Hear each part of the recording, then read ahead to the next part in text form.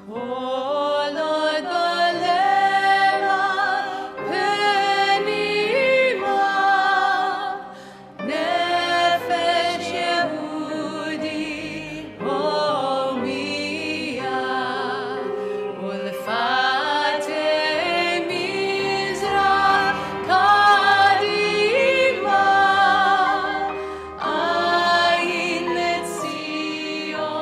name is Laurel Kadouri. I'm from Milwaukee, Wisconsin. I was born into a very Zionist, pro-Israel family from the get-go. What led me to Israel was when I was 12 years old, I already knew that I wanted to go. And I was having my bat mitzvah, my 12-year celebration into taking on the responsibilities of being a female adult. And I asked my parents if I could do the celebration in Israel.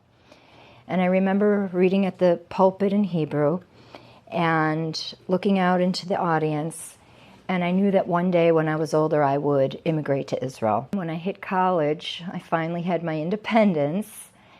And I said, I'm going to Israel. I was a junior.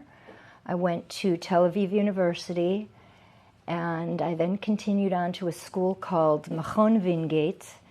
My sister was living there in an absorption center.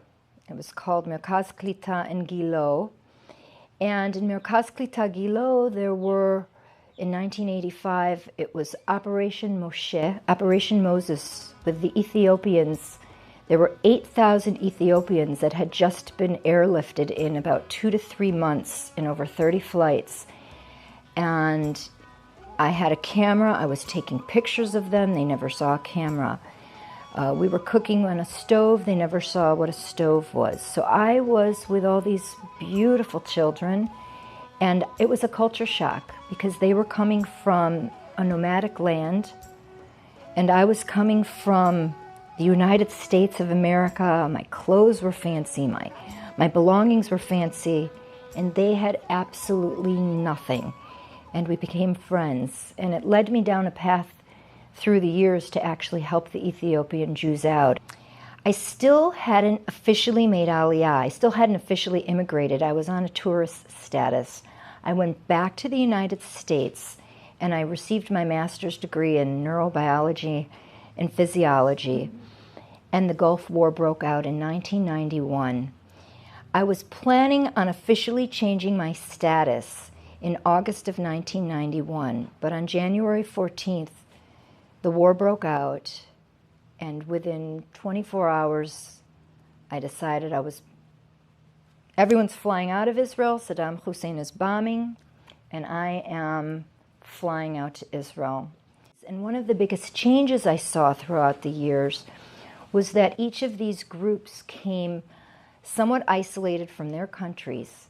They still kept their identity as Ethiopian Jews or as Jews from Holland or Jews from Poland. And yet the Jewish community had so many things in common. Some of the customs were different, but the belief systems and the traditions were all the same, and it was quite a feeling of a strong identity and cultural awareness and a feeling of something greater than the single person. It was a feeling of a people and a feeling of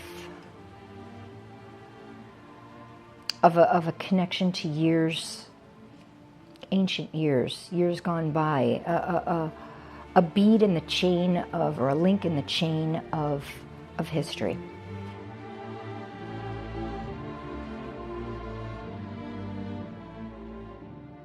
My name is Al Ben-Ness. I was 14 years old when I joined the underground movement in Iraq, the Zionist underground movement, which is not by law. God forbid if they will catch us over there, there is only one way for us punishment, to hang them up. And they did. Okay, 14 years I was there. After 2 years I became instructor. But here we came to start organizing ourselves to defend ourselves in case if something pogrom will happen to us as well as it happened in 1941. In 1949, the things are broken down. The police, the Iraqi police, captured 4 of our members, and they, after torturing them to a point where they have to open up and tell them exactly who they are and whom they know. And so the list was very big, they gave. And on the list, I was my name over there. Okay, so at night, and one night in October, somebody rang the door and told me, Al, you got to pack up and leave the house. And that's a point where from there, after hiding also about 10 days or so, we got together with another 9 people. I was altogether 10 people. We left walking at night. It's along 7 nights. We walked through the rugged mountains of Iraq, crossing the border towards Iran. So by the time we crossed Iran, we gave up ourselves to the police office over there. And because the Shah those days was a pro-Western, and he helped us in any way that we wanted. They took us, in Israel, they created a big camp absorbance center for all immigrants coming from all over the world, whether from Europe or the Middle East, whatever it is. They call it Shar Aliyah near Haifa. So we went to Jaffa. From Jaffa, we start looking for jobs. And at that time, the intelligence department of the army, of the Israeli army, was looking for people like us because we know a lot of Baghdad and a lot of Iraq and everything. Being that I know those 3 languages over there, they need me over there very much. So I was interrogating the all infiltrators coming from Gaza or Hebron, and I was sitting together with the United Nations officers, together with the officers of coming from Hebron, from Jordan, and the Israeli as well, translating it from Arabic to Hebrew, Hebrew to Arabic, Arabic, English, Hebrew. Today, when I go to Israel and I see all my friends, the people that I worked with them all those years together, they are well adjusted. They have their homes, as big as these homes sometimes, or maybe better. I have pictures over there I took, and you cannot believe it. The highways, the buildings, the high-rise buildings. I mean, this time, I was just this year over there for almost a month over in Israel.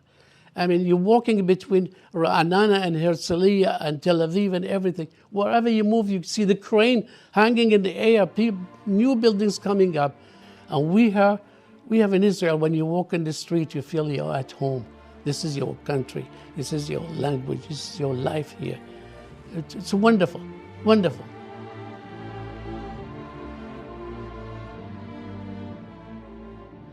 My name is Hannah Scheff. I am a Holocaust survivor. I was born in Russia.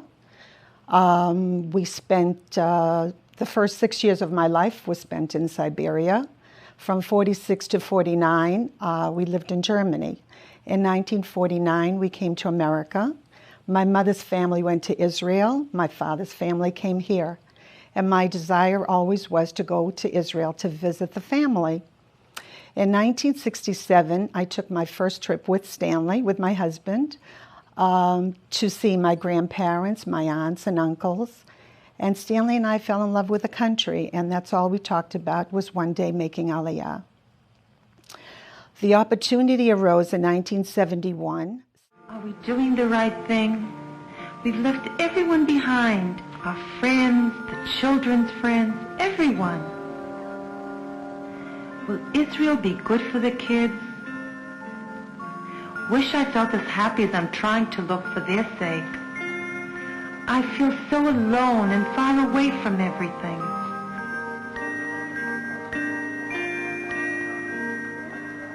Why am I so worried? This is Israel. We lived in Merkaz Klita in Beersheba, which is desert. And coming from America and living the way we lived for 6 months was hell, to put it mildly. The 4 kids loved it. as kids usually do. They have no responsibilities. Everything is fun and picnics and barbecues and everything. They loved it. But Stan and I had a very difficult time adjusting, especially coming from the kind of life from Potomac, Maryland. We just couldn't adjust to the life there. In 1973, when the Yom Kippur War broke out, Stanley was in America and I was alone with the 4 kids. That was an experience that I will never forget because we had no idea that there was a war coming.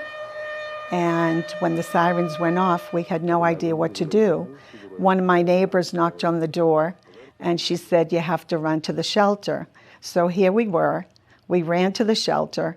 We didn't know we had to take water or food because we had no idea how long we were going to be there. And after a few hours, we went back upstairs. But from that point on, I knew to be prepared at all times. I think that if we had made Aliyah after the Yom Kippur War instead of before the Yom Kippur War, life might have been a little bit easier because in 71, the Americans really were not welcome. Most of the people that made Aliyah were from Russia or Ethiopia, from all the different Middle Eastern countries, but there were very, very few Americans that came at that time. So our life was very difficult. But we go back constantly. We love the country. And as I said, things are totally different today than they were back in 1971. Americans are more welcome. Life is easier. It's just a whole different picture today than it was then.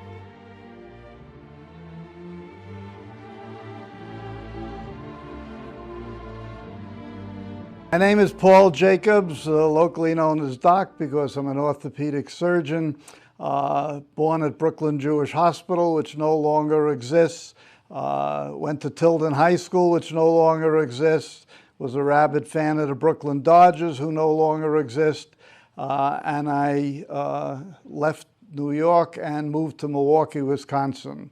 My first experience in Israel was in 1971, the Hospital for Joint Disease for a couple of years had started a rotation program where an alumni went to Israel for a month to Hadassah Hospital, which we had close relations to, and basically was there for teaching, did some work and lived at the hospital and spent 5 weeks there. It was a wonderful experience. It's from a hospital standpoint, it's really probably the only major hospital within 1,000, 2,000 miles in any direction. And my next experience was after the Yom Kippur War. In wartime, all of the doctors get mobilized, and most of them get taken away to their units, so the hospital is really short-staffed.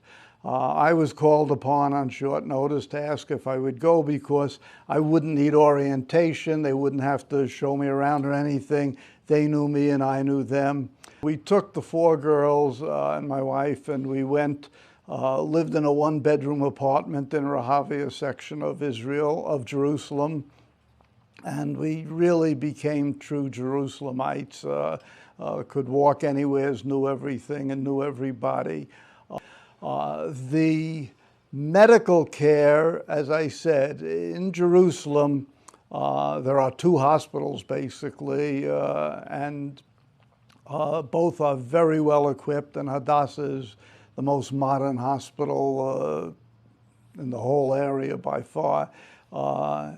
And they remain up to date. The new building, of course, is fantastic, and nothing but good things to say about it. Medically, personally, the care is phenomenal. There is nothing that we do in America that they don't do in Jerusalem. It's an amazing place. One of the big changes that I noticed was that on our first trip, almost everybody was either in or related to somebody or had a story relating to the War of Independence. This was something that was very close. When you go there today, you realize that anybody under the age of 65 or 70 doesn't remember a world without Israel. And those of us who do remember it, it's just a very emotional thing that to know that after 2,000 years, we're back having a country.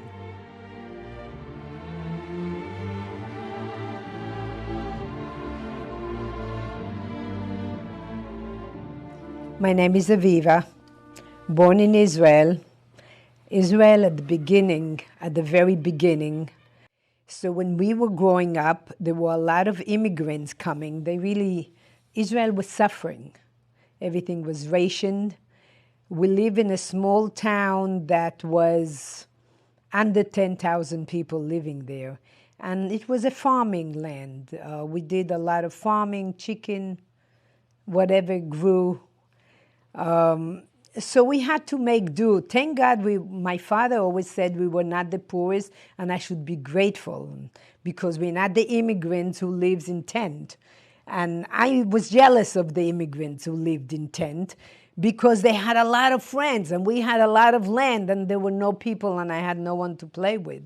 I'm one of 6, and we lived in you would call it a shack today.